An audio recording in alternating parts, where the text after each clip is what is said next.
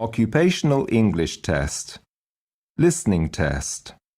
This test has 3 parts. In each part, you'll hear a number of different extracts. At the start of each extract, you'll hear this sound. You'll have time to read the questions before you hear each extract, and you'll hear each extract once only. Complete your answers as you listen. At the end of the test, you'll have 2 minutes to check your answers. Part A. In this part of the test, you'll hear 2 different extracts.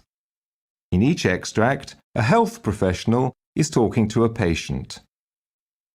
For questions 1 to 24, complete the notes with information you hear. Now, look at the notes for extract 1.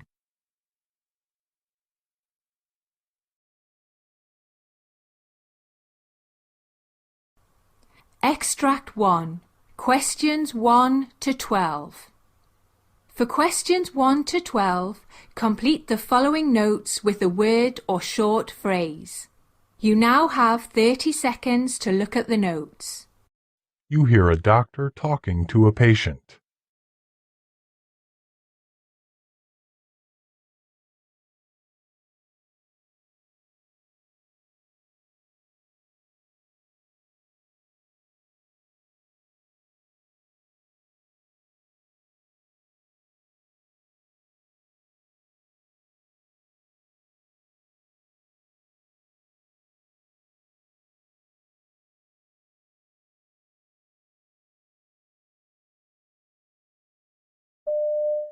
Well, I've got these skin problems which seem to be getting worse. At first, I thought I had dermatitis or maybe even a fungal infection. I'd had something like that as a child. Then I started noticing these thick red areas on my skin. They're sort of a little raised, I guess. They just got worse, and the affected area got bigger and bigger all the time. I was a bit worried that it might be contagious, you know. I was worried I'd picked up something from one of my young nieces. I see them quite a lot. And these patches are... They're mainly on the outside of my elbow and over my kneecaps. Oh, and on my neck. Right. I've been wearing long-sleeved shirts and jeans to cover them up, but I can't hide those, so everyone can see them. They're also very painful. Sometimes it feels as if my skin's burning. It's very itchy as well. I try not to scratch it, but it's almost impossible, especially at night. Sometimes it's so bad that I find it hard to get comfortable and I can't sleep. It leaves me tired most of the time, and that has an impact on my work during the day, quite apart from the embarrassment of the symptoms themselves. I'm a tour guide, you see, so I'm very much in the public eye. Yes, I imagine that it's been difficult for you. Have you tried taking anything? Well, I tried to fix the problem myself at first. I bought some cream from the pharmacy to see if that would help. Sorry, I can't remember what it was called. That's okay. It didn't do any good anyway. So I tried a non-allergenic soap, but that didn't make any difference either. I just want to get something which will clear this up. Yes, I understand. Are there any other health issues I should know about? Maybe when you were a child? Not really. I used to get acne as a teenager, but no worse than anybody else, and it cleared up by itself, really. At the time, you're very aware of these things, aren't you? But I haven't had any other problems like that. But there was something else that I didn't tell my GP about. I'd forgotten about it because I hadn't been to see her about it. I went away on holiday with a friend the summer before last, and we managed to pick up scabies from one of the cheap hostels we stayed in. Right. I was covered in a rash. It was extremely irritating at night. Now I think about it, it was all over my body, especially around my midriff. It looked like I was covered in little pimples. Fortunately, we got rid of it using a lotion from the pharmacy, but I never mentioned it to my doctor. I see. And any other health problems? Oh, I did have a bladder infection a while ago, last year I think, but I haven't had any problems since then. Do you think that could have caused my current problem? I shouldn't think so. You're probably aware that this is quite common, and I noticed that your GP sent away a urine sample for testing before referring you to me. The results are quite normal, so I wouldn't be concerned at all. Well, that's something, I suppose. Okay, well, as you say, it's different from your current symptoms. What about the effect your current problem is having on your general mood? I'm just sick of dealing with this. It's really knocked my self-confidence a lot and affected my body image so that I don't go out much anymore. I have to go out to work, obviously, but I sort of keep away from people as much as I can. I think because everyone can see I've got a problem, it's stopped me from doing things like playing sport or swimming. I feel lonely most of the time and a bit depressed, if I'm honest. I'm also concerned that I haven't started any treatment at all. I'm hoping that it's not too late now. I can appreciate your concerns. Now, what I'd like to do is give you a skin biopsy as soon as possible to see exactly what's going on. I think we can book you in for that early next week. Once we get the results, I'll be able to get you started on some...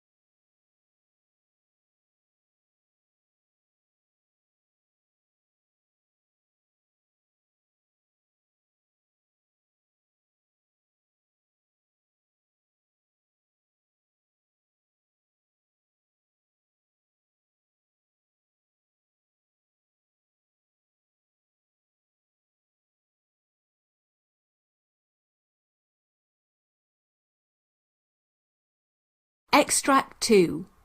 Questions 13 to 24. For questions 13 to 24, complete the following notes with a word or short phrase. You now have 30 seconds to look at the notes. You hear a doctor talking to a patient.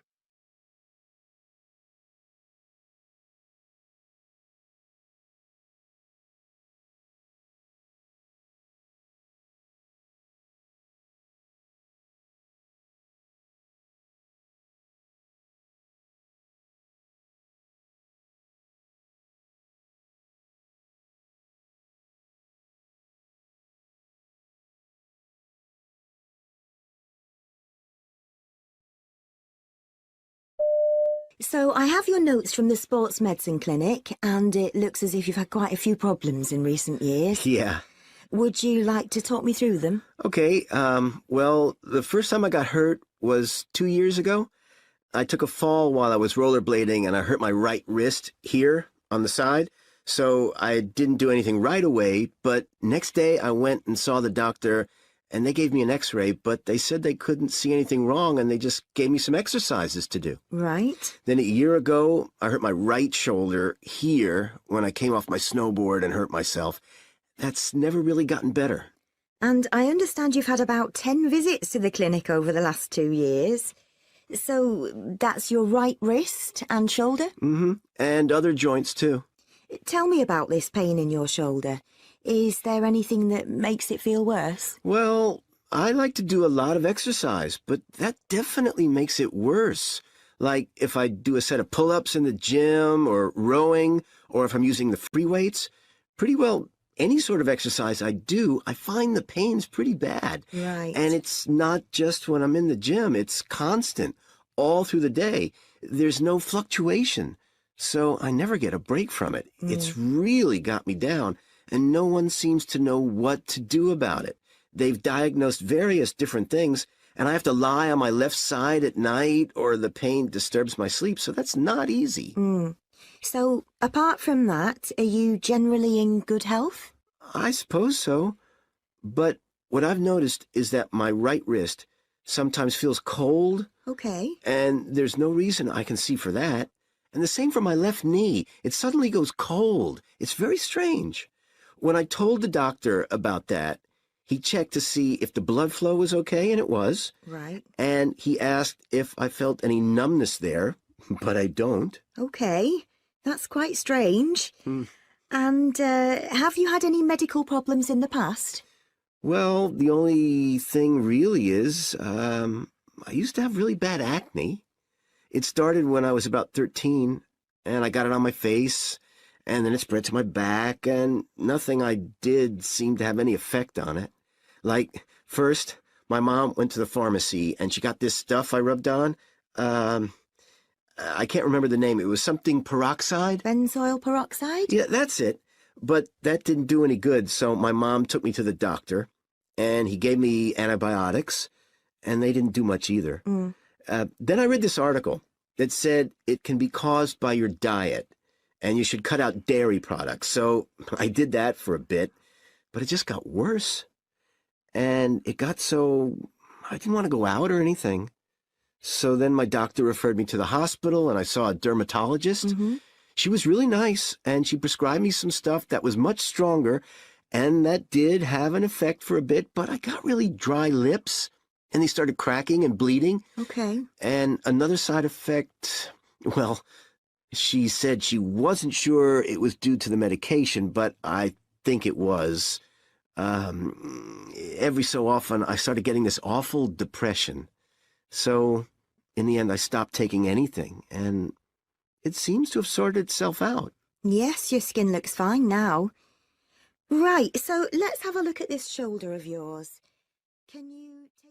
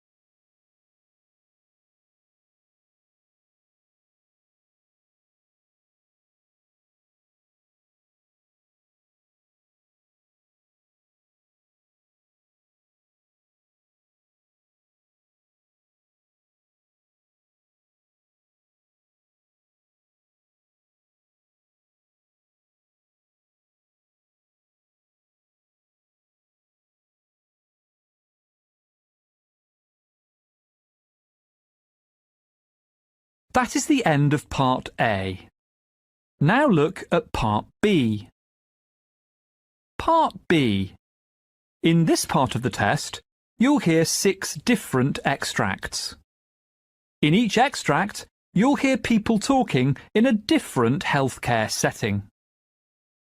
For questions 25 to 30, choose the answer A, B or C which fits best according to what you hear. You'll have time to read each question before you listen. Complete your answers as you listen. Now look at question 25.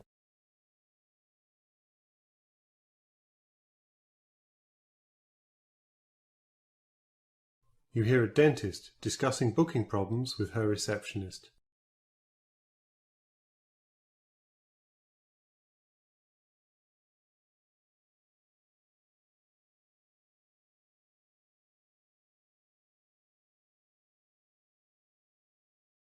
Hey Kieran, Mr. Lau just mentioned that he'd tried to reschedule his appointment yesterday, first online, and then when that didn't work, he called up. But apparently he couldn't reschedule. Any idea why? I wasn't working yesterday, but let me check the notes. So, Lana left a note about the call. She says that Mr. Lau wanted to reschedule, but we didn't have any other appointments this week after 3 p.m., which is the only time he could make. He asked if he could make an appointment next week, but his procedure was marked on our system as urgent, so she had to make it in the same week. The system wouldn't have let her reschedule it any later. She wouldn't have had the authorization to change that. Still, she should have discussed this with you at lunch or at the end of the day, because then you could have decided whether it could have been postponed for a week. Yeah. In his circumstance, it would have been fine to reschedule at a slightly later date. We should prevent something like this from happening again. You're right. I'll talk to her about it tomorrow, and I'll send out an email to everyone else so that they're aware.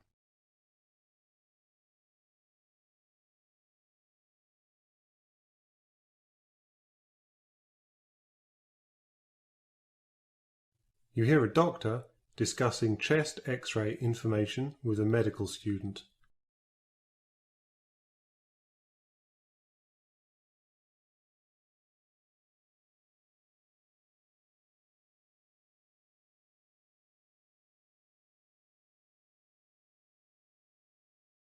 Hey, Dr. Yan, we've got the X-rays back from Mr. Regis in bed 8 from this morning.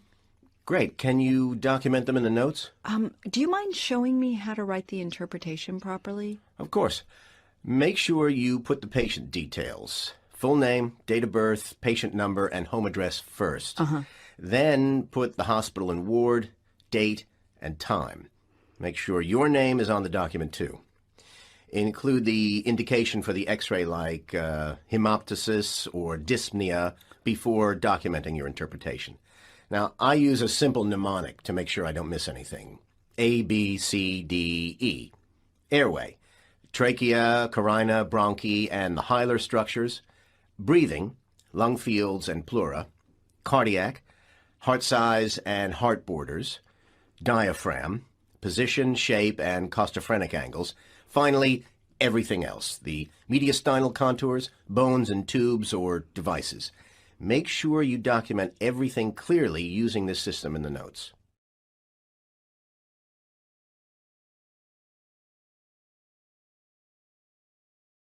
You hear an ENT surgeon talking to a colleague about cochlear implants.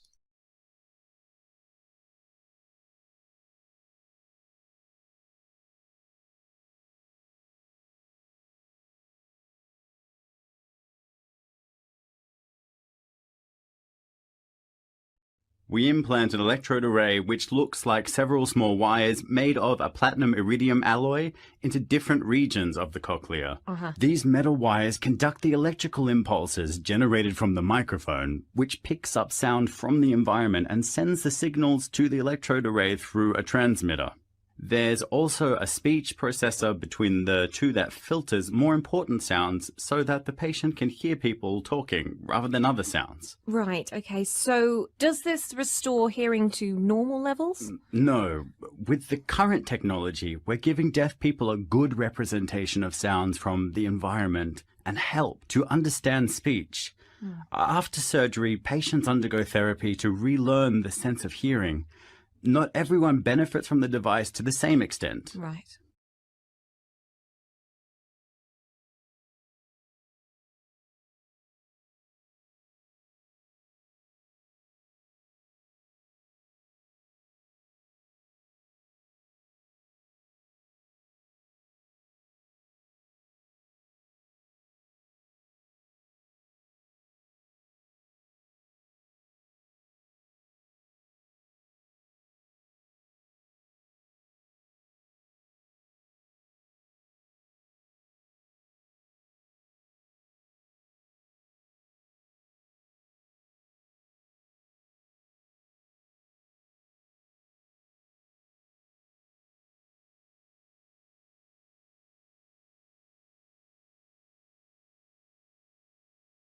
You hear a GP talk about type 2 diabetes mellitus.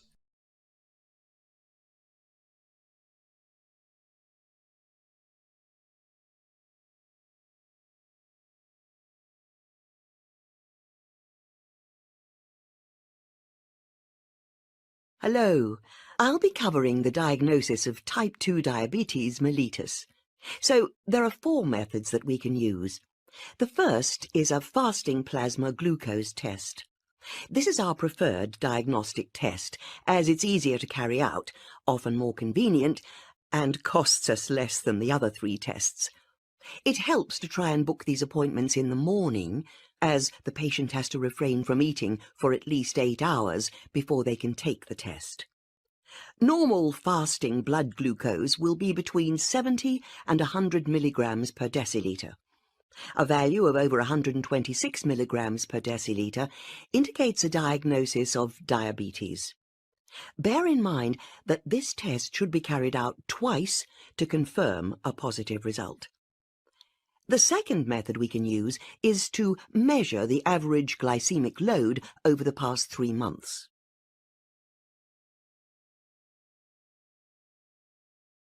You hear a dentist talking to a patient with a chipped tooth.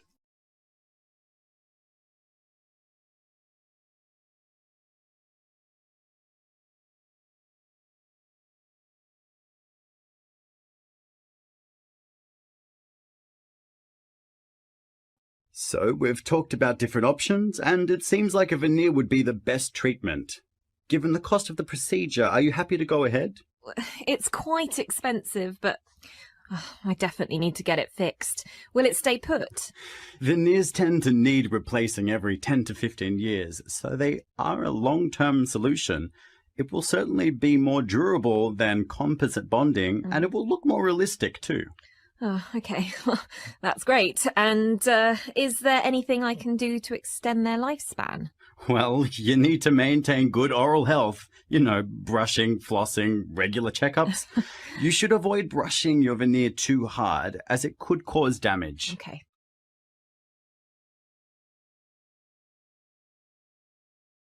You hear a podiatrist talking to a patient with fallen arches.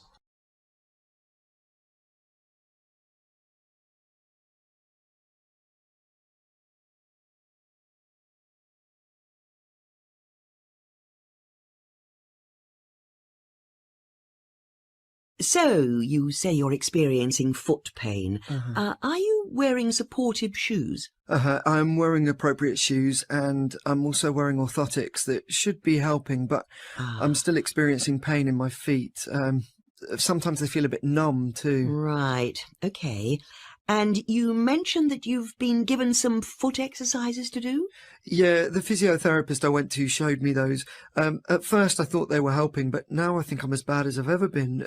Is there anything else we can do?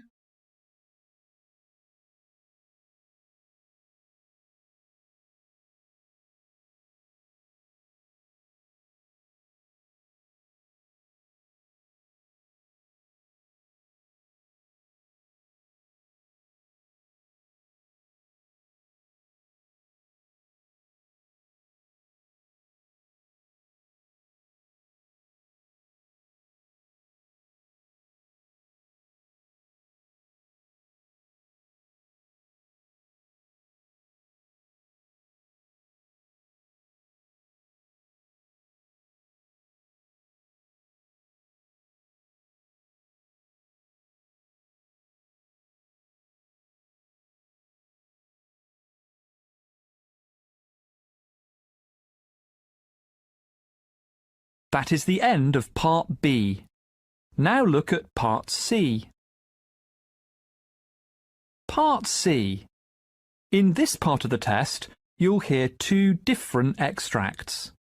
In each extract, you'll hear health professionals talking about aspects of their work.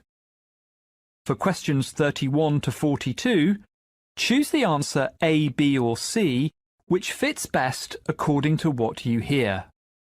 Complete your answers as you listen. Now look at Extract 1. Extract 1, questions 31 to 36. You hear a GP, called Dr. Georgia Sims, giving a presentation on the subject of social prescribing. You now have 90 seconds to read questions 1 to 6.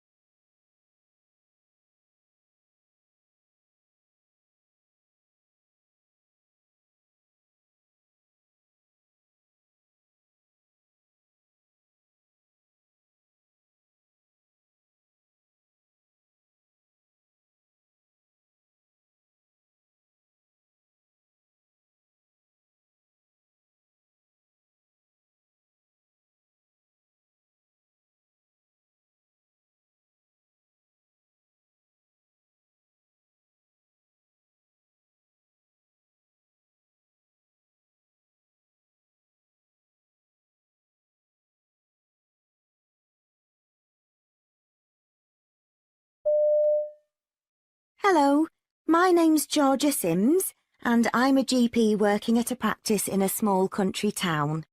My special interest is community mental health, and my presentation today is on the subject of what's called social prescribing. I've been involved in a community health project which has been using this and which seems to be making a difference to the well-being of some of my patients. The project was inspired by the recent initiative that encourages GPs to include social prescribing in a patient's therapy. GPs are now able to write a prescription that allows a patient to attend one of a number of activities, each of which focuses on sociability and the feeling of belonging to a community. The activities encourage patients to link in with non-medical sources of support in both indoor and outdoor contexts. When I first heard about social prescribing, I had some concerns, but I was still keen to explore how it might be of help to my patients who suffer from moderate levels of depression and anxiety. I identified 3 long-term patients who often spoke of loneliness and feelings of isolation in addition to their mental health issues. But I was a little worried that the effect might be to reduce the input of GPs in patient care and cut back on the amount of direct contact GPs have with them. But after reading about various social prescribing projects that had been underway for a while, I realised this wasn't the case. Indeed, I began to see that my having the ability to prescribe a social activity would be helpful to my patients. Although there are several activities that lend themselves to social prescribing, like walking or singing in a community choir, I decided to go with a gardening project for several reasons. I'd already been contacted by the manager of a well-established community garden, which is tended by volunteers. Unfortunately, some volunteers had recently moved out of the area and more needed to be recruited. The garden is located close to public transport, which was an important consideration as none of my patients are able to drive for medical reasons. My hope was, of course, that the activity would improve their physical health. I'd previously encouraged them to try keep fit sessions, but this hadn't been a success. But I also hoped that being out in the fresh air in a non-threatening environment would have a positive emotional effect on them too. I was cautiously optimistic about the benefits to my patients of becoming involved in the gardening project. However, I was concerned that the hard work involved in digging a garden might be a daunting prospect for some of them, particularly those who had physical limitations related to health conditions. For example, one patient had undergone knee surgery the previous year and was understandably cautious about digging. Another patient has chronic back pain and was therefore unable to bend or stoop down.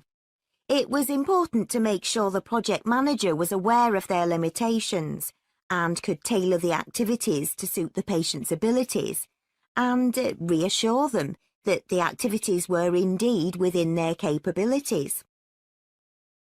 After the first month of the project, I spoke to each of the 3 participants individually and was pleased by their feedback.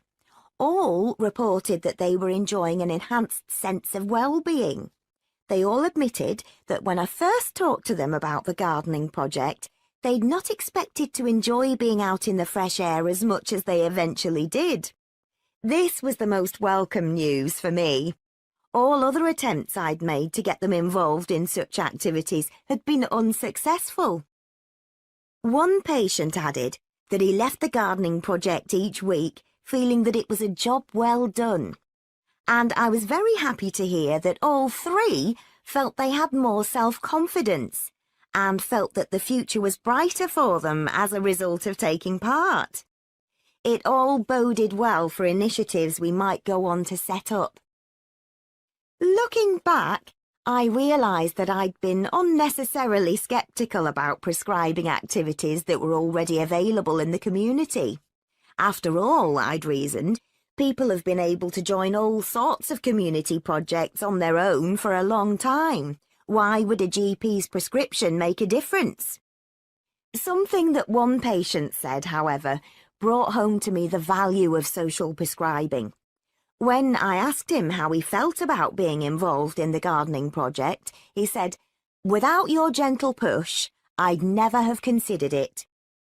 When I asked him to explain, he said that it was like any other prescription I gave him for his condition.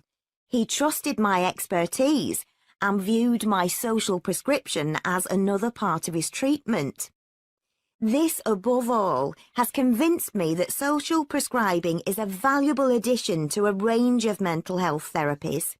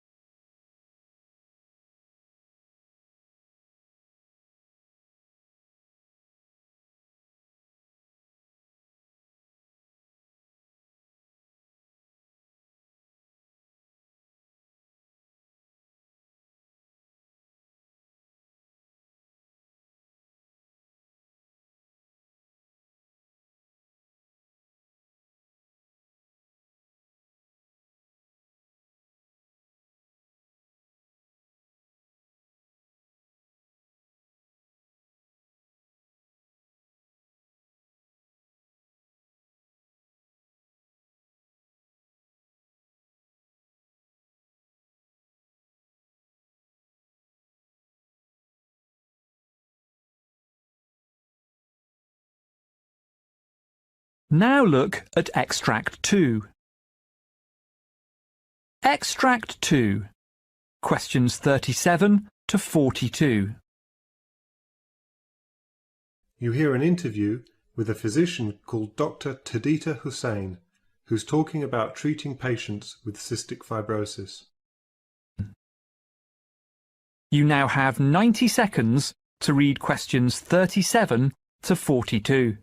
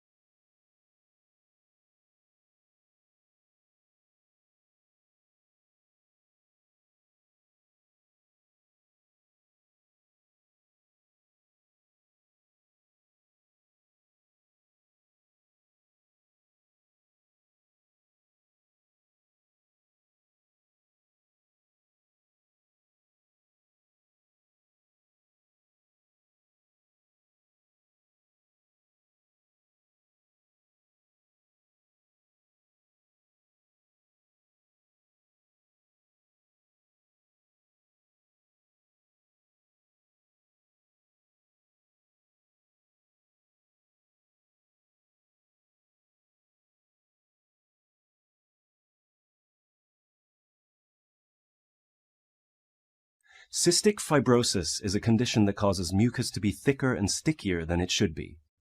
Dr. Tadita Hussain specializes in cystic fibrosis treatment and is here to share her thoughts on caring for people with the condition. Tadita, can you tell us a bit more about patients who suffer from cystic fibrosis? Absolutely. Sufferers tend to carry 2 to 5 times as much salt in their bodies as those without the condition, so you can see why their mucus is thicker than average. Treatment for these patients is usually quite time-consuming and repetitive. Patients are often required to stay in hospital for long stretches, and as the symptoms of the condition begin to present very early on in the patient's life, many of my patients are young people, and so we tend to see lots of patients with cystic fibrosis finding these hospital visits frustrating. Right. In fact, throughout the UK, about 80% of patients with cystic fibrosis who are hospitalised report feeling at least minimal levels of depression. How about young patients who aren't currently hospitalized? What can be challenging about their treatment? Well, patients can be required to take around 30 pills a day to keep cystic fibrosis under control. So it's understandable that teenagers and young people who just want to be free and independent might resent this ordeal if they think they can get away with it. One of the most difficult things we have to contend with is the fact that if patients stop taking their medication or doing their daily breathing treatments, their condition won't immediately worsen. Instead, it will gradually become more severe until they contract a serious infection, which puts their lives at risk. So, what approaches do you use when treating patients with cystic fibrosis? Well, we've found distraction therapy to be extremely useful. We're incredibly lucky to have received a donation of a number of virtual reality headsets following their success in a number of treatment trials. We use the virtual reality headsets to transport the patient to outdoor settings, often corresponding to the activities they're required to do with us. When they complete breathing exercises on a stationary bike, for example, the VR headsets display a virtual outdoor bike ride. Our patients find it helpful to pretend to be somewhere else during treatment, and it's often easier for us to administer breathing treatments to patients using these headsets, as they're more relaxed when they're not focused on the actuality of the test. So, what sorts of changes have you seen in your patients as a result of these methods? One of my patients, a 24-year-old man with cystic fibrosis who was in hospital waiting for a lung transplant, well, he found treatment very difficult at first. He was preoccupied by his need for a transplant and frustrated by feelings of powerlessness. He would often resist treatment. We started using the virtual reality systems with him as soon as we got them, and it took a while for him to get on board, but when he did, it was like someone had breathed new life into him. Not only did he stop hindering his treatment, he actually began to look forward to it. He's even started helping us to think about other ways we can improve the experiences of our patients, like improving social interaction. Yes, I understand that there are difficulties involved in patient communication. We're looking into the possibility of instant messaging functions between patients, and even virtual games that they can play against each other. Unfortunately, patients with cystic fibrosis have to be kept apart to avoid cross-infection. It's just one more cross to bear for our patients, that they can't talk to those going through the same thing. Right. Our patients get plenty of interaction with myself and the rest of the staff, but we'd like to make sure they have access to a network of fellow sufferers too, for support and advice. I see. That all sounds quite futuristic. Are there any other advances on the horizon for the treatment of cystic fibrosis? Well, there's a new drug that's been in the news recently. It's a combination of lumacaftor and ivacaftor. You might know it by the brand name Orkambi. The drug works by improving the level of water and salt in the body, thereby reducing the thick mucus that causes illness and respiratory issues in those with cystic fibrosis.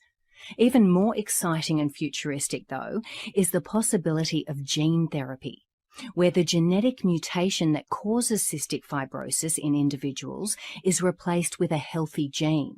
This would effectively cure those with the condition and significantly extend the lives of thousands of people and remove the need for lengthy stays in hospital.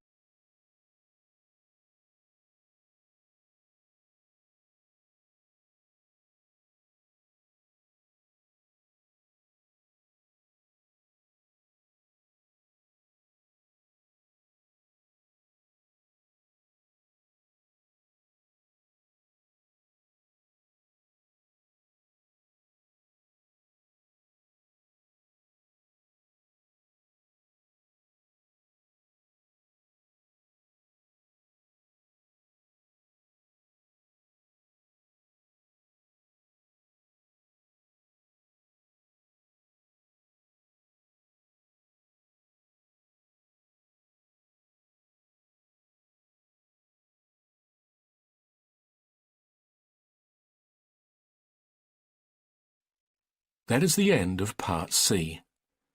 You now have 2 minutes to check your answers.